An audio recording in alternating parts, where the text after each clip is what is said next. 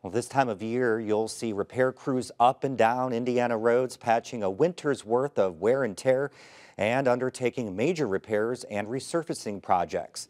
Now, that led one viewer to wonder why certain roads are getting the attention while a pothole elsewhere may go untouched. As part of our Inquire Indiana series, Tyler Lake talks to transportation officials to find out how they decide what roads get repaired and when. Why does the Indiana Department of Transportation do construction on the same roads every year, but not the roads that need it? That's the question one curious Hoosier asked, and it's a good one. We've all groused about that one rough road or nasty pothole, wishing someone would finally fix them. But it's not as simple as you think, because who's responsible for the roads we drive on a daily basis can be a tricky question. So there are, at a high level, 3 classes of roads in the state of Indiana. One being the state highway system, which is maintained by INDOT. So those include interstates, I-65, I-70, I-69, others. In the state highway system, also U.S. highway routes. Those are all maintained by INDOT. Manning says if you aren't on an interstate or a U.S. highway, there's a good chance you're on a road maintained by a county, city, or town. He says if that's the case, INDOT likely has nothing to do with the repairs. To make it even more complicated, city and county roads can be tough to distinguish from one another, and some state roads run through the heart of cities and towns. But we do also have some state highways and state-maintained facilities within the actual corporate city limits of Bloomington.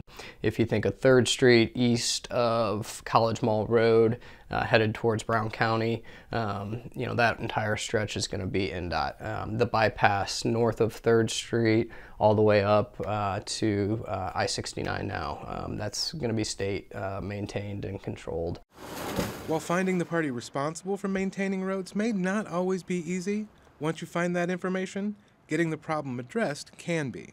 We aren't going to know anything unless you pick up the phone and call.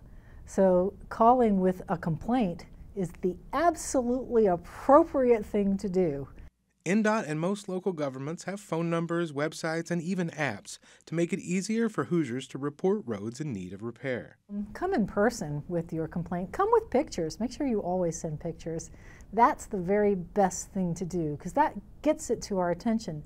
And those requests play a large role in how agencies prioritize road repairs. But they're not the only consideration when determining where precious road repair funds end up. So when we're looking at a roadway, we're not only identifying any issues or areas of concern just on the surface that impacts the tires and wheels, we're looking all the way to the intermediate base layer. We're looking at the entire depth of the roadway. And in Bloomington, they're using lasers to map every nook, cranny, and pothole on the city's roads. Yeah, so they use LiDAR to do pavement condition indexing, where they will drive every city street and every lane of the city and get a very accurate measurement of the condition index of the pavement. And there's still a lot to consider before sending a crew out to patch up pavement. A road with 5 to 10 drivers a day will be lower priority than one that sees 5,000 cars a day. And different departments often have to coordinate their projects to avoid extra work down the line. We have a road project in the county right now where we have been waiting, is it now 2 years? Is it the water and sewer utility? They have a planned project out there and we didn't want to pave the road just to have them come back and dig it up. And Manning, who maintains a lot of highways, says it's not just about how many vehicles travel his roads, but what kinds. An 80,000-pound truck has about the equivalent impact on a roadway of just under 10,000 cars, which is significant.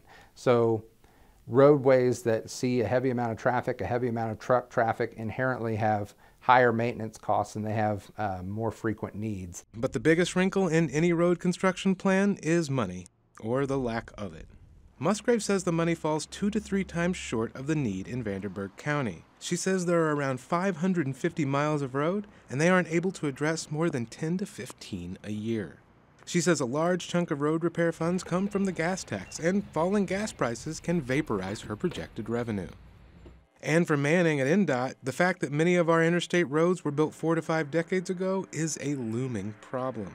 In terms of the life of these assets, many of them are all either at or approaching a point in their life where they need either reconstruction or some pretty significant rehabilitation needs. And that could mean a change in how the state prioritizes road repairs in the future.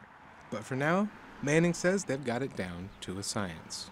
That decision of why is one road being worked on versus another, it's again driven by science, and it's a balance of preventative maintenance was also addressing some of those more urgent, larger capital needs. For Indiana Newsdesk, I'm Tyler Lake. That is just the latest story from our Inquire Indiana series, but there's more to come. We want to explore the questions you have about the Hoosier State. You could even be part of the process as we dig deep to find the answers. Go to WTIU.org/InquireIndiana and tell us what you want to know.